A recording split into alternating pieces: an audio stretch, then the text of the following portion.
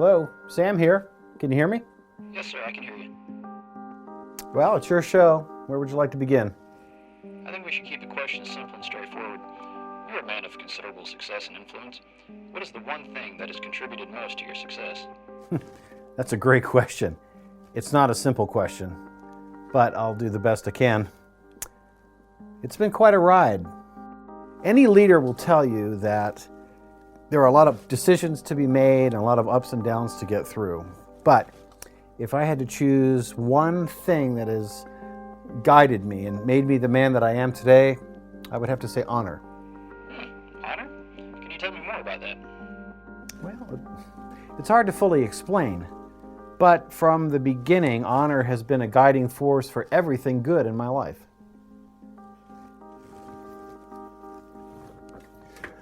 And I'd say life has been good overall. Looking back, there's not a lot of things I would change. Now, that doesn't mean there weren't tough times. Believe me, there were. And sometimes you can't see the good in things when you're living them, you know? But I've learned that I can always choose to honor, even when I don't understand. Now, growing up was complicated, but here's the short version. I barely knew my real parents. They left me when I was very young. So the man who raised me wasn't my real father. Now, you know Eli. He was in charge before me. I'm sure you know of him. Well, he raised me from the age of 3. I was really young. I really didn't understand what was going on at the time. I don't remember my mother much at all. I barely remember when she left me the first time.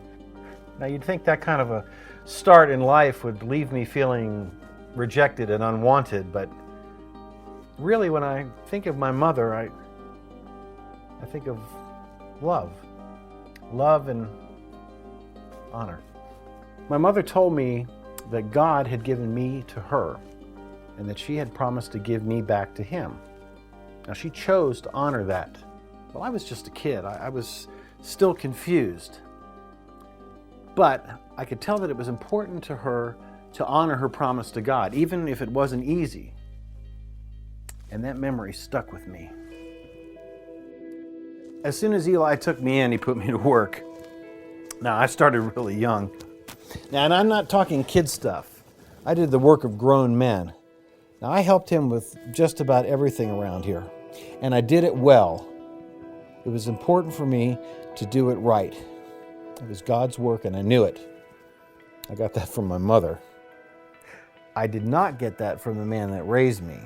Now, Eli wasn't unkind, but he was not exactly the best example of how to lead or live either. Now, I know you've probably heard about the scandals around Eli. I don't need to go into them here. Now, the real trouble was with Eli's 2 sons. Those 2 didn't seem to have any desire to help out around here at all. Talk about honor? Those 2 had no idea what it meant to honor God or Eli's work. They embezzled from the organization and from clients. They took advantage of women that came to us. Those 2 brothers weren't just wrong, they were corrupt. And Eli knew about it. Believe me, he knew about it. Lots of people telling him to rein his sons in, but he didn't do anything. Oh, sure, he tried to talk to them, but they didn't listen. And he did nothing. I was here all the time. I saw what was going on. It didn't make any sense to me. We do important work here. It's God's work. And Eli wouldn't honor God by keeping his sons in line.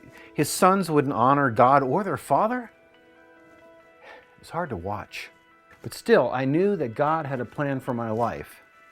And that part of that plan was to honor God and to honor Eli as the man in authority over me. So, I still continued to work hard. And I still continued to honor Eli even when I knew he was wrong. And now I'm glad I did. Now, from Eli, I pretty much learned what not to do, but he did teach me one good thing.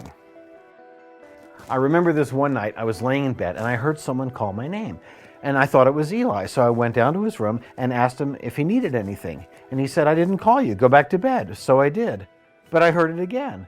So I went back again and asked him if he needed anything. And he said, "I didn't call you," again. So It happened a third time, and now I'm thinking that Eli is just trying to get under my skin. But I don't feel right about ignoring him, so I go back down to his room. I ask him if there's anything I can do for him, and he says, I didn't call you, but I think that God might have. He says, if you hear the voice again, say, speak, your servant is listening. Now, I thought that was kind of strange, but when I heard the voice a fourth time, I responded the way he told me to respond. As it turned out, it was God. He told me that because of the corruptness of Eli and his sons, that his sons would be killed, and no one in his family would live a very long life. It happened just the way he said it would. And I learned something that day. In the long run, you have to listen to God, and you have to honor Him and the authority that He's placed in your life. And I've learned that God does what He says He's going to do. And that's how I've lived since. Not only do I live by those rules, but I've tried to pass them on to everybody that I've come in contact with. So, it's all about honor. My mother chose to honor. I choose to do the same even when I don't understand. And when I think about Eli, I still honor him because he taught me how to hear and answer the voice of God.